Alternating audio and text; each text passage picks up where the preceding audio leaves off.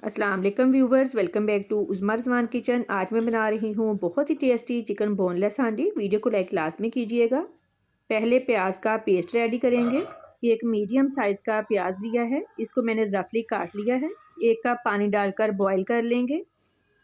प्याज गल गया है, पानी आलमोस्ट ड्राई हो गया है। अब इसको ठंडा करके ब्लेंड कर लेंगे। प्याज का पेस्ट रेडी है, अब इसको पकाना स्टार्ट करते हैं। फ्लेम अभी ऑन नहीं की।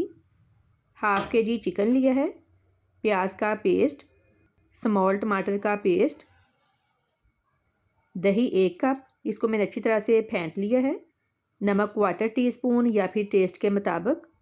लाल मिर्च powder 1/2 teaspoon, crush chilli 1/4 teaspoon, हल्दी पाउडर 1/4 टीस्पून, खुश्क धनिया powder 1 teaspoon, coconut powder 1 teaspoon, कसूरी मेथी 1 टीस्पून। ये दोनों चीज़ें ऑप्शनल हैं, आप स्किप भी कर सकते हैं। अगर ऐड करेंगे तो चिकन बहुत ही टेस्टी बनेगा। लहसुन पेस्ट 1 टीस्पून, मिक्स कर लेंगे। अब इसको मीडियम लो फ्लेम पर कवर कर देंगे, दरमियान में चेक करते रहिएगा। तकरीबन 12 से 15 मिनट लगेंगे इसको कुक होने में।